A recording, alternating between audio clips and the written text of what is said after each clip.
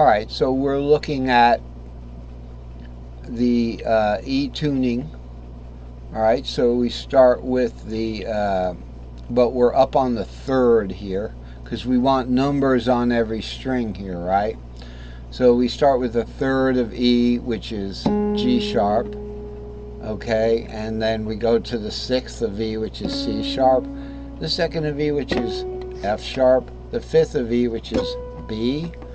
Now there's only a third here, you see. We're not going from the 5 to the root. It's no longer perfect fourths between those two strings there on top, second to top one and the third to top one. So the 5 goes to the seventh of E, which is D sharp. It's a perfect third. And then back to P fourth tuning again. So the seventh would go to the third of E, which is G sharp, like that. So that's the tune. That's the difference. So in this keyboard right here, everything is perfect fourth tuning. Why is that valuable? And believe me, it is valuable. Why is that valuable in music? Okay, well, let's look at this. Let's see how we derived this 7L diagram.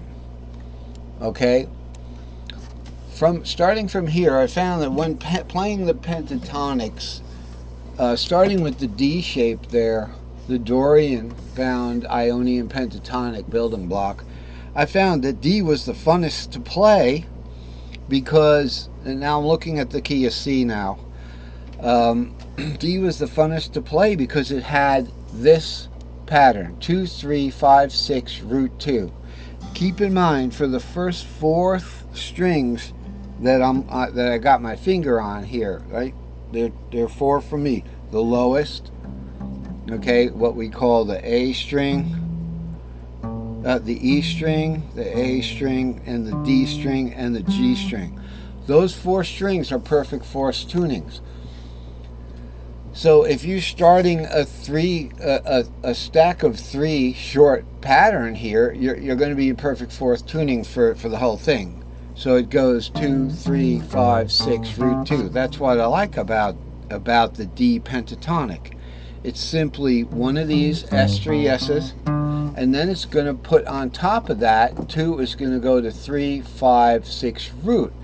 And if we play that on piano, it's 2, 3, 5, 6, root 2. Now we're going to just keep going up a pentatonic scale. 3 goes to 5, skip the 4th, right? 6 goes to root, skip the 7th. That's all a pentatonic scale is a diatonic scale without the 4th and the 7th. Think about it. So instead of 1, 2, 3, 4, 5, 6, 7 root, it's 1, 2, 3, 5, 6 root. That's, you know, goes up to octave again. So that's what it is with if we use this here stack of 2 long compared to this short here, we put that on top of the S3S. Now it's going to be justified over 1, and I'll show you why. In this diagram up here, okay, we could get a little drawing tool going for a minute. So we have our S3S right here, 2, 3, 5, 6, root 2. This is how this S2L is going to stack on top of it, like that. Okay, and then when we put another S3S thanks, on top of that, it would stack there. But we're not going to do that. We're not going to do that because we don't have a guitar that has 8 strings. We're not going to get up that high. All we're going to end up doing is, if we started on the 2, we got 1, 2, 3, 4, 5 strings. We're just going to get the bottom member of that, which is the 2, 3, 4. So that's what we're going to be playing if it was perfect fourths tuning. Now notice, for the first 4 strings, we're going to play this pattern. And I just wanted to explain that. How do you know and this really used to bug me. How do you know where to put this?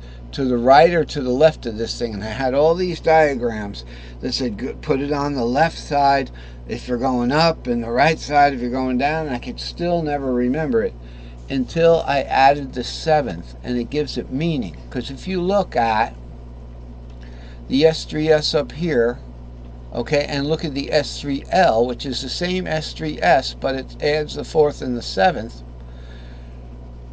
This 3 goes to 4. It's a half step. This 7 goes to root. It's a half step. These are the Barbie tabs. Those are the Barbie tabs, that you can put on. Don't be afraid of them. I was definitely afraid of those things, because I'll never remember this. This is getting too complicated for me. Anyway, so that's how you know. If you imagine you've got that 7 there, when you go to put an S2L on top of the root, you're going to put the 3 over the 7, the imaginary 7. So it's going to stack directly. And then same thing when the S3 and when the S3S goes on top of the S2L, you're going to put the imaginary 4 over the root. And then you'll have a root to 3, an unwarped, like regular P4 tuning. There's your major third there. So you just imagine you still have your 4 there. Imagine you still have the 7 there, but in pentatonic you're not worried about playing it. Okay, so the 7's kind of going to be over there, but if you don't have to play it, you just justify it like to the left. That's how that works. So we've got these patterns. Okay, this is the D. When we're going to put it, let's back out of this. So hopefully I've explained that you take these patterns here. These are the pentatonic patterns, and I've showed you kind of how you would stack them up. Okay, now we come back over here. Let's look at that D. Now I can zoom in. So we pretty much have the 2 keyboards here. This one's unwarped. So what it is you got your 2, 3, 5, 6 root 2 there, right? 2, 3, 5, 6 root 2 right there.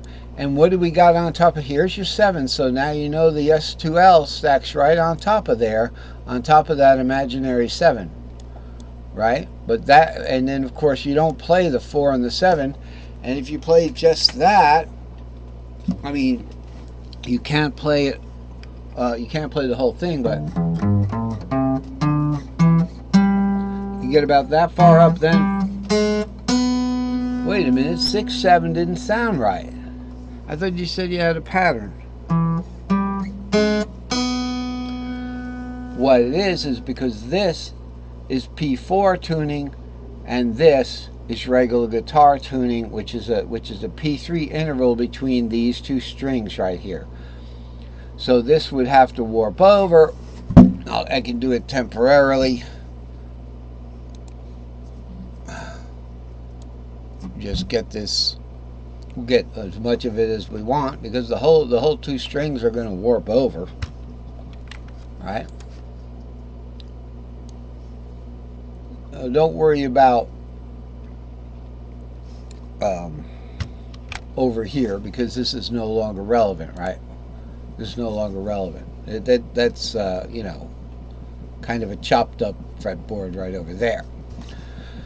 So we got here is where it's at now. Now we do our 2, 3. It's not lined up perfectly. I'm sorry. Let me see if I can't do that.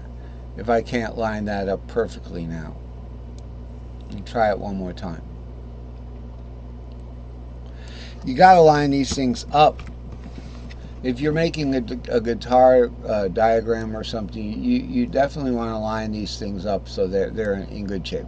So right here we've got it lined up in the area that we're interested in. We got 2, 3, 5, 6 root 2, 3, 5, and what happened? The 6 root part of that S2L, which is 3, 5, 6 root down here in the unwarped zone, has now displayed a step to the right, 1 fret. So the way that gets played is what's down here. let's put this back to where it